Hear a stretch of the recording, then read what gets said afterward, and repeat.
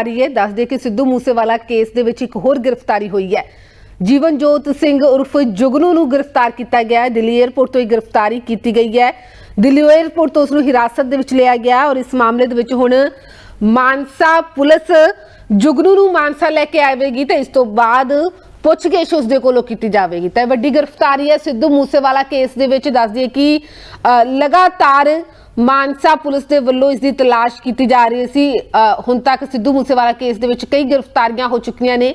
जुगनू एक ऐसा नाम है जिसनूं लगातार मानसा पुलिस के वलों तलाश की जा रही सी, जिसकी पर हजे तक उसका कुछ थो पता नहीं सी। पर दिल्ली एयरपोर्ट तो गिरफ्तारी हुंदी है और हुण इसनूं मानसा पुलिस मानसा लैके आवेगी और सिद्धू मूसेवाला केस दे विच पुछगिछ की जाएगी। तो एयरपोर्ट तो गिरफ्तारी का मतलब है कि जुगनू उडारी मारन की तैयारी दे विच सी, देश तो बाहर जाना चाहता सी, पर उस तो पहला ही पुलिस की गिरफ्त दे विच आ गया, क्योंकि लगातार सिद्धू मूसेवाला केस दे विच जो गिरफ्तारियां कीतियां जा रही ने, तां कई लोगों के वल्लों विदेश जाने की तैयारी भी की गई सी और लगातार एयरपोर्टां दे उत्ते भी अलर्ट ने, क्योंकि हाई प्रोफाइल केस है। जदों साल 2022 दे विच यह केस सामने आउंदा है, जदों यह सिद्धू मूसेवाला दा मर्डर हुंदा है, तां उस तो बाद ही पुलिस चौकन्नी हो जाती है और जिन्ने भी नाम इस मामले दे विच निकल के सामने आउंदे ने तां उन्हां सारिआं नूं ही गिरफ्तार किया जाता है। तां काफ़ी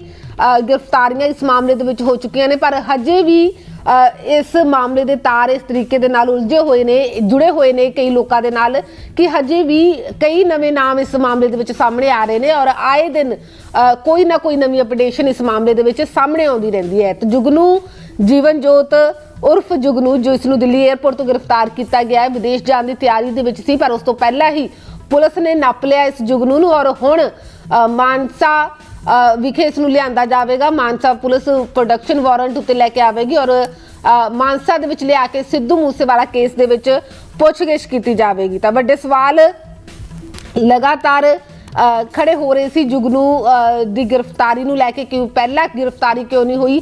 तो लगातार क्योंकि पुलिस तलाश विच सी, पुलिस नूं लगातार जुगनू की तलाश सी, पर गिरफ्त तो बाहर चल रहा सी। तो पर हुण इह वड्डी अपडेशन है, सिद्धू मूसेवाला केस दे विच जीवनजोत उर्फ जुगनू की गिरफ्तारी हो गई है और किस तरीके दे नाल सिद्धू मूसेवाला केस दे विच जुड़िया होया है।